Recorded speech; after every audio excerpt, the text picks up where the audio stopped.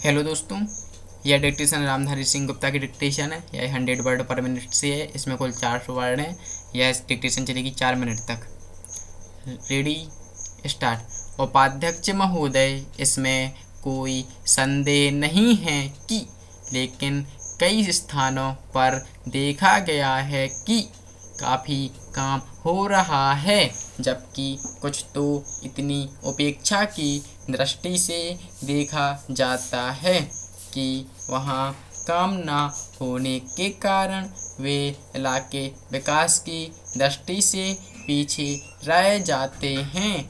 मैं उत्तर प्रदेश का उदाहरण आपके सामने रखना चाहता हूँ।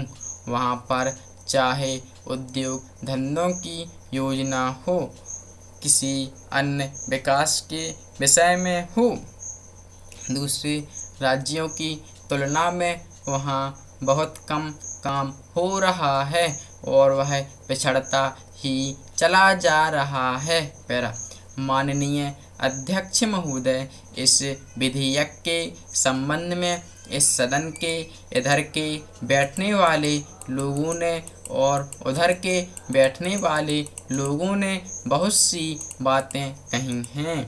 जैसा कि यह विधेयक है, इसको अभी प्रवर समिति के सामने विचार के लिए जाना है और वहां से विचार होने के बाद यह इस सदन के सम्मुख फिर से विचार के लिए प्रस्तुत किया जाएगा।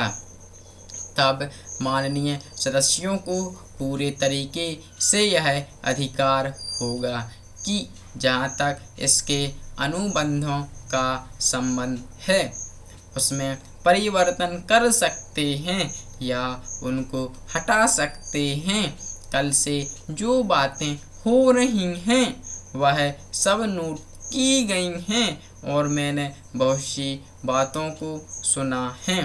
प्रवर समिति में उन सब बातों पर विचार किया जाएगा। बहुत से माननीय सदस्यों ने इस तरह की बातें कही हैं, वह बहुत आवश्यक मालूम हुई हैं और जैसा कि मैंने कहा है कि उन पर विचार किया जाएगा। जहाँ तक सहकारिता का संबंध है, चाहे इधर के बैठने वाले माननीय सदस्य हों, चाहे उधर के बैठने वाले माननीय सदस्य हों, सबकी यह मांग है कि जब हम जनतंत्र में विश्वास रखते हैं और अपने यहाँ प्रजातांत्रिक प्रणाली कायम कर ली है और जबकि देश में गरीबी है और उसका गलत लाभ भी उठाया जाता है, तब सहकारिता की बहुत आवश्यकता है।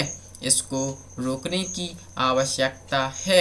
यह सभी लोगों की राय है।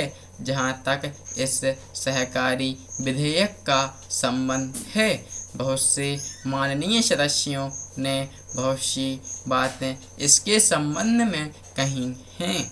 मैं सब बातों का विवरण में तो उत्तर नहीं दे सकता हूँ, लेकिन मैं थोड़े से खास बातों का उत्तर देने की कोशिश करूँगा।